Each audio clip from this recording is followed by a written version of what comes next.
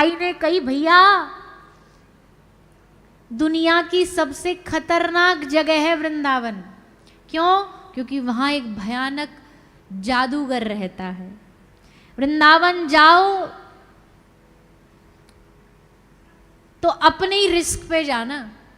हाँ, हम पे ना इल्जाम लगाना कि ये कथा वाले माइक पर बोलते रहते हैं, हम स्पष्ट बता रहे हैं, अपने रिस्क पर जाना। जैसे कोई डेंजरस स्टंट करता है ना, तो उसमें नीचे लिखा आता है कि भैया ये बड़ा खतरनाक है, तो अपने ही जिम्मेदारी पर करो, अपने सामान का खुद ही ध्यान रखो। अब यहाँ तुम्हारा पर्स चोरी हो जाए, यहाँ तुम्हारी चेन चोरी हो जाए, पर तुम बाद में को बड़ी बेकार कथा थी, हमारी तो चेन ही चोरी हो गई, तो भैया ये तो तुम्हारी खुद की जिम्मेदारी है।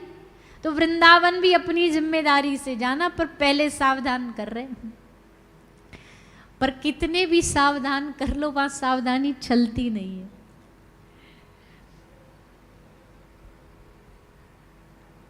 एक कथा में याद आ रही है, पूरी तो अच्छे से तो नहीं सुनाएंगे, ऐसे ही संक्षेप में दो चार उसकी भाव सुना देते हैं कि बरसाने में एक सखी थी, तो उसका बचपन में ब्याह हो गया था नंदगांव के एक सखा से। सखी का नाम माधवी सखी था। तो माधवी सखी का ब्याह नंदगांव के सखा से बचपन में हो गया था। बड़े होके उनकी विदाई होनी थी, तो विदाई के समय माधवी की माता उसको बैठ करके समझा रही है, ऐसे ही जैसे हम आपको समझा रहे कि भैया अपनी जिम्मेदारी से जाना। वहाँ एक बड़ा खतरनाक व्यक्ति रहता है, वो मिल जाए तो माधवी उसको देखियो मत। बोले मैया देखूंगी तो नहीं, पर गलती से अगर देख लियो तो, बोले देख लियो तो वाकी बात ना सुनियो। बोले गलती से वाकी बात सुन ली तो, बोले गलती से सुन ली तो वाकी आँखों का मुस्कान का दर्शन ना करियो। बोले वो भी कर ली तो उसकी बांसुरी मत सुनियो, और बोले बांसुरी भी सुन ली तो बोले फिर तू गई काम से, फिर तेरा अब दुनिया में कोई इलाज संभव नहीं है, दुनिया के सब वैद्य फेल हैं। तो जा तो रही है, पर जादूगर से बच के रहना। उसके पास एक छड़ी है, बांसुरी, कहीं सुनाई दे कान बंद कर लेना, ले रुई ले जा, सुने तो कान में लगा लेना। हाँ हाँ मैया एकदम सही कह रही है तू, चिंता मत करो मैया, एकदम सीधी जाऊंगी, जहाँ दिखेगा देखूंगी नहीं। बोले ठीक है। और सिखा पढ़ा के मैया ने भेजी। माधवी गाड़ी में, बैलगाड़ी में बैठी और लेकर के सखा गया नंदगांव। और जैसे नंदगांव मिला, जैसे एंट्री मारी, हमारे ब्रज में एक कहावत है, जा जेठ ते न्यारी हुई वही मेरे बट में आ गो। ब्रज भाषा में कहते हैं, बोले जिससे बचने की कोशिश करी वही हमारे पल्ले पड़ गया। जैसे घुसी नहीं कि टेढ़ी टांग करे, बांसुरी लिए और अपनी कमरिया लिए, लकुटिया लिए, ठाकुर जी त्रिभंग ललित मूरत में ठाड़े। सखा बोलो अरे लाला, अरे भैया देख हमारो बड़ो आज को खुशी को दिन है। क्यों? बोले हम बहू लाए हैं। ठाकुर जी बोले बहू लाए हो तो मोड़ो दिखाओ। सखा ने कही माधवी को कि सुनो जी, हमारो सखा आयो है, या को जरा अपनो मोड़ो दिखा दो, हमारो प्रिय सखा है, या को नाम है कन्हैया।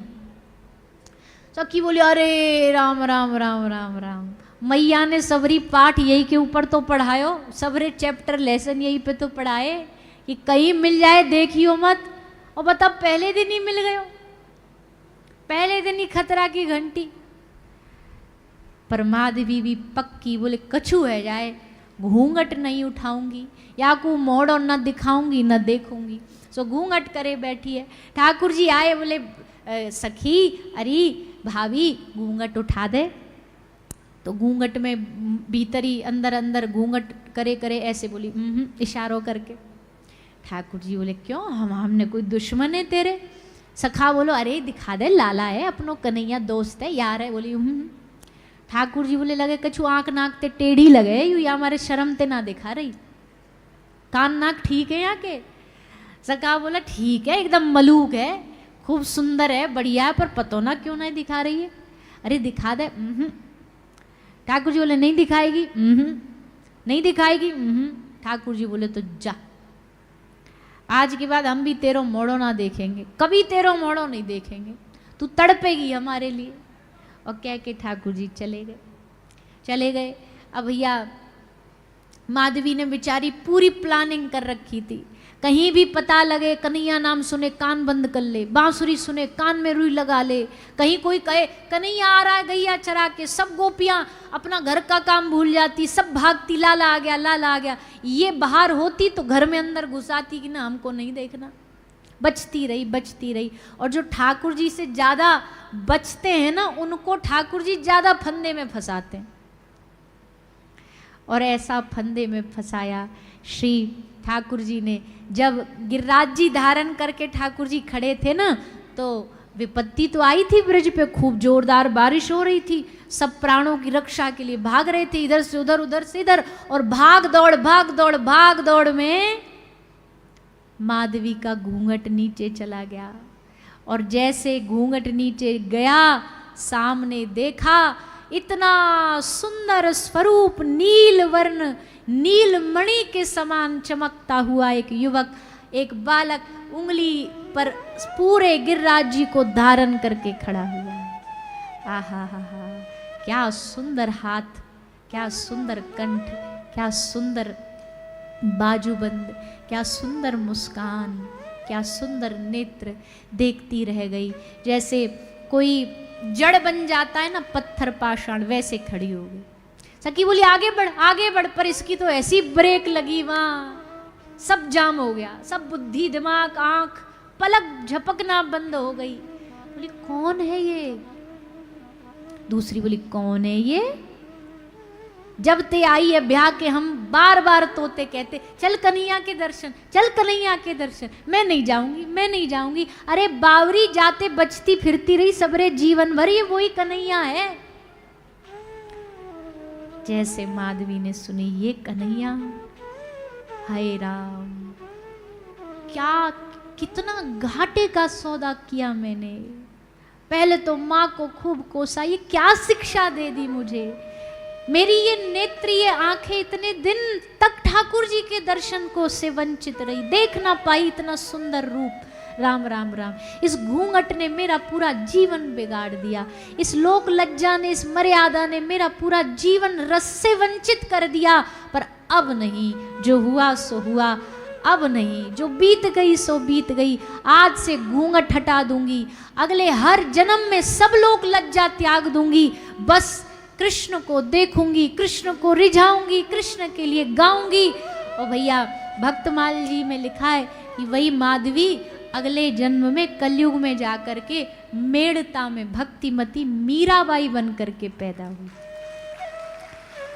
लोक लाज भूल गई जाने सब कोई, अब तो बात फैल गई जाने सब कोई। लोक लज्जा, राजपूतों के घर में पैदा हो करके घूंघट की लाज छोड़ करके कोई नाचे साधुओं के संग, संतों के संग।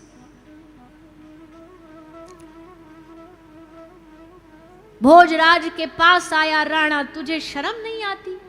तेरी पत्नी का किसी पर पुरुष के साथ संबंध है, हमने सुना है बंद दरवाजे में वो बातें करती है उससे। तू कैसा पुरुष है, तुझे लज्जा नहीं आती? धन्य है भोजराज, कहता है मैं जानता हूं, पर मैं ये भी जानता हूं मीरा का संबंध किसी पर पुरुष के साथ नहीं बल्कि परम पुरुष के साथ है। वो परम पुरुष है, परम पुरुष है। भोजराज जब गए ना इस दुनिया से तो मीरा के चरण पकड़ करके गए, चरण पकड़ करके मीरा के गए। ऐसा अद्भुत मीराबाई सा का चरित्र, अद्भुत चरित्र है। तो भैया लोक लाज छोड़ करके माधवी उस दिन से कृष्ण की हो गई। तो ये ब्रज में ये जादूगर, ये खतरनाक व्यक्ति रहता है, इसलिए सोच समझ के ब्रज में पग धरना, सोच समझ के धरना। एक बार अपना ले तो फिर प्रेम के मार्ग में एंट्री का दरवाजा है, एग्जिट का नहीं है। घुस तो सकते हो पर निकास द्वार नहीं। गोपियां ऐसी बावरी हुई रास में आकर के कि अब उनके पास कोई दूसरा मार्ग बचा नहीं, बस कृष्ण की हो गई। आ तो गई रास से, तन तो आ गया, शरीर तो आ गया, पर मन ना लौटा सकी। अब तो बस दिन रात श्याम सुंदर में डूबी रहती, घर में है पर मन कृष्ण में लगा है। ठाकुर जी ने खूब आनंद दिया ब्रज के लोगों को, गोपियों को। पर भैया हर एक लीला में अगर आनंद होता है तो वियोग भी होता है। अगर मिलन है तो बिछड़ना भी है, और उस बिछड़ने का समय अब ब्रज में आया। उस बिछड़ने का समय ब्रज में आया। अक्रूर आया, अक्रूर आए ब्रज में कृष्ण को ले जाने के लिए। पूरे ब्रज में बात फैल गई, कृष्ण जा रहे हैं। कुछों ने कृष्ण इच्छा को शिरोधार्य कर लिया, तो कुछ ने रो करके खूब प्रार्थना करी कृष्ण न जाए। लेकिन भगवत इच्छा बली ऐसी, उस लीला के सामने किसी की न चली। इतना रस देने के बाद वो समय आया, ठाकुर जी ब्रजवासियों से विदा लेकर के रथ पर विराजमान होकर के मथुरा पुरी जाते हैं। मथुरापुरी जाते हैं और मथुरापुरी में जाकर के कंस के अत्याचारों का नाश करते हैं, धनुष भंग करते हैं। मथुरा दर्शन के लिए जाते हैं, कुब्जा पर कृपा करते हैं, और फिर भरी सभा में जाकर के युद्ध करते हुए महाराज कंस का भी उद्धार करते हैं। इस प्रकार कंस का उद्धार हुआ, पाप का बोझ कम हुआ धरती पर। समय बीतता चला गया।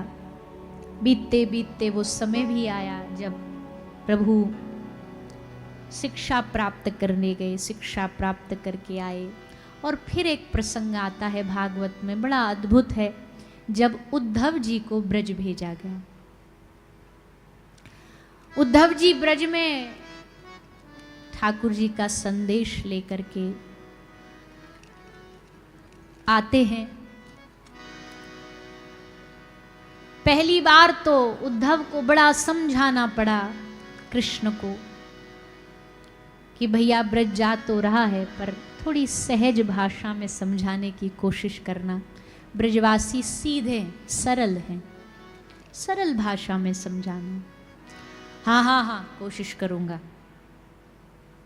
कह करके ज्ञान का अभिमान लेके उद्धव ब्रज की ओर गए। प्रसंग भैया हम क्या कहें, उद्धव संवाद बता ही नहीं सकते कि ये संवाद में कितना प्रेम है, कितना रस है, क्योंकि ये विरह की कथा है। और विरह कभी कभी क्या, हमेशा ही विरह हमेशा आनंद देता है। इसलिए उस विरह को ब्रजवासियों ने अनुभव किया। श्री सुखदेव जी ये कथा सुनाते हैं। हम थोड़ा अभी माहौल को देखते हुए, वातावरण को देखते हुए, आगे के कार्यक्रम को देखते हुए इस प्रसंग को प्रणाम करके आगे बढ़ेंगे। अगर ठाकुर जी की प्रेरणा हुई, इच्छा हुई, तो कल अगर बहते बहते ये भाव आया तो इस संवाद को हम कल थोड़ा सा श्रवण करने का प्रयास करेंगे, क्योंकि कल कथा विश्राम भी है और कल कथा के विश्राम दिवस का हम सब आनंद भी लेंगे। आज ठाकुर जी के विवाह उत्सव में हम सब प्रवेश कर रहे हैं। आज हमारी इस कथा की शोभा को बढ़ाने के लिए हम सबके परम पूजनीय, परम आदरणीय प्रातः स्मरणीय पूज्यपाद स्वामी श्री कृष्णानंद महाराज जी पधारे हैं। आप अद्भुत, आपके द्वारा की गई गौ सेवा वास्तविकता में खूब अद्भुत है।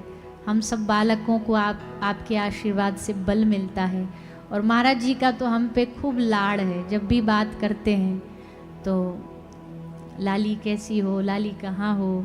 अभी परसों भी बात कराई थी आपने, तब भी महाराज जी बोले कि लाली तू तो गाय ही है, गाय ही गोपी बन के आई है। तो ये प्यार है, संतों का दुलार है। महाराज जी हमेशा कभी भी वृंदावन जाते हैं बड़े अधिकार से, कभी भी वृंदावन जाएंगे, रात को भी जाएंगे तो बड़े अधिकार से फोन कर देते, लाली हम आ रहे हैं, भोजन प्रसादी घर पे पाएंगे, गौशाला में पाएंगे। तो ऐसे ही आशीर्वाद बना रहे आपके बल से, आपके आशीर्वाद से हम में बल बना रहे, जो ये गौ सेवा का कार्य हम कर पाएँ। जैसा कि आपको अभी बताया था कि हमने क्या, ठाकुर जी ने ऐसे धक्का दे दे के हमसे एक संकल्प लेवा दिया कि हमने संकल्प लिया कि हम गौ सेवा तो कर ही रहे हैं, हॉस्पिटल तो चला ही रहे, पर अब हमने निर्णय लिया कि हम एक और अद्भुत अस्पताल बनाएंगे, ऐतिहासिक, जो भारत का सबसे बड़ा गायों का अस्पताल होगा। तो 8 मंजिल का हॉस्पिटल, उसमें ऊपर 2 फ्लोर और हैं जिसमें अन्य जीव जंतु भी रहेंगे। तो ये हॉस्पिटल का हमने संकल्प लिया है।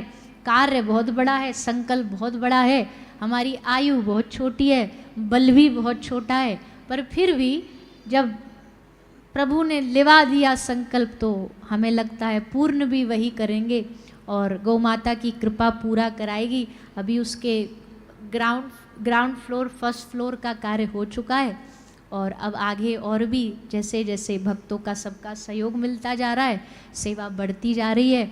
और हम आप सबसे भी निवेदन करते हैं, आप सब जब भी वृंदावन आए तो वहाँ ज़रूर आइएगा और वहाँ देखिएगा, गौ माता का दर्शन करिएगा।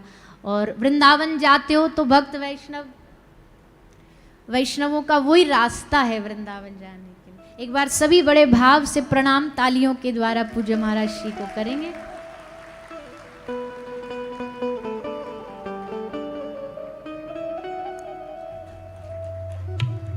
पूज्य महाराज जी का खूब खूब अभिनंदन है। आज आध्यात्मिक जगत से पूज्य महाराज श्री पधारे, आज धर्म जगत से महाराज श्री पधारे, राजधर्म जगत से भी हमारे अतिथि आज पधारे हैं। माननीय पंजाब के जो कर्ता धर्ता है, मुख्यमंत्री महोदय हैं, उनकी धर्म पत्नी भी पधारी हैं। हम उनका भी व्यासपीठ से खूब खूब अभिनंदन स्वागत करते हैं। आपका भी कथा में खूब खूब स्वागत है, अभिनंदन है। ये व्यासपीठ सबकी है, यहाँ राजधर्म भी है, यहाँ सनातन धर्म भी है, और ये सबको एकजुटता का, एक मार्ग का रास्ता बताती है। तो हमारे लिए आज ये बड़ा सौभाग्य है, आप पटियाला वालों के लिए बड़ा सौभाग्य है। ठाकुर जी की कथा में आनंद ले रहे हो, गा रहे हो, नाच रहे हो, सब चिंताओं से मुक्त है। अच्छा, 7 दिन 3 घंटे इस कथा में चिंताओं से मुक्त रखना, ये हमारी गारंटी है। इसके बाद फिर अपना आप जानो, इसके बाद हमारी कोई गारंटी नहीं। हाँ, जितनी देर यहाँ बैठोगे, यहाँ वही कूल फील करोगे, ये भागवत जी की गारंटी है। मन से हल्का फील करोगे। और अगर यहाँ आके भी अगर इस 3 घंटे में भी अगर आप जल रहे हो, तप रहे हो, तो भैया फिर तो आपका राम ही रखवाला है, फिर तो भगवान ही बचाए। अरे भैया, चिंता कब खत्म होने वाली है? कभी नहीं खत्म होने वाली, कभी नहीं।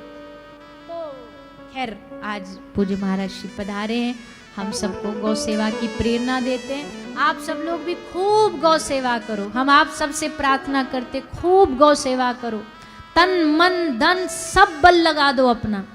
ये समय है जब आपको, फिलहाल हमारे धर्म का सबसे गोल्डन पीरियड चल रहा है। यहाँ धर्म भी हमारा साथ दे रहा है। यहाँ फिलहाल के समय पर पूरा जो राजधर्म है, राजनीति है, उसमें भी धर्म का बोलबाला है, संत महापुरुषों का बोलबाला है। अजी आज न संभाल पाए तो फिर कब संभालोगे? आज गाय नहीं बचेगी तो कब बचेगी? आज सबसे अच्छा समय है कि हम सब जागे, हम सब जागृत हों। केवल अपने घर तक सीमित है, हमारा घर चल जाए, हमारा बिजनेस चल जाए, हमारा धंधा चल जाए, वो भी करो, पर उसके साथ साथ हमारा कर्तव्य है गौ माता के लिए। विप्रधेन सुर संत हित लीन मनुज अवतार। गैयाओं के लिए तो ठाकुर जी ने भी अवतार लिया, ब्राह्मणों के लिए, साधुओं के लिए। सबसे अच्छा समय जागो, खूब गौ सेवा करो। शहर शहर में गौचारण स्थल हो, गौशालाएं हो, ये हम प्रार्थना निवेदन करते हैं। आइए अब हम सब आगे ठाकुर जी के उत्सव में प्रवेश करेंगे, ठाकुर जी के विवाह उत्सव में प्रवेश करेंगे। श्री रुक्मणी मैया और द्वारिकाधीश का विवाह होगा, उसका हम थोड़ा सा दर्शन करेंगे और फिर जो भी आगे पूज्य महाराज श्री के आशीर्वचन या हमारी जो श्रीमती मान जी पधारी हैं, आपका स्वागत अभिनंदन, सब अतिथियों का स्वागत अभिनंदन सब होगा, उसका आप सब दर्शन करोगे और सब बैठे बैठे ही आनंद लोगे। अब चलिए सब द्वारिका चलते हैं, बाकी शेष प्रसंग कल सुनाएंगे विस्तार से। कल कथा का समय क्या है? अरे नेक जोड़ते बोलो। सुबह 10 बजे से, तो जल्दी जल्दी सुबह जगना, जल्दी जल्दी मैया सब बच्चों, अच्छा कल तो संडे है, हाँ तो बच्चों को संग ले आना, स्कूल भेजने की जरूरत नहीं, तो संग उनको जल्दी जल्दी सबको तैयार करके यहाँ कथा में ले आना और आकर के सब सुबह के सत्र में कथा का आनंद कल लेंगे और कथा का फिर विश्राम करेंगे। आइए सब द्वारिका की ओर चले, ठाकुर जी के विवाह उत्सव में हम सब प्रवेश करें। आप 2 मिनट जब तक भगवान श्री कृष्ण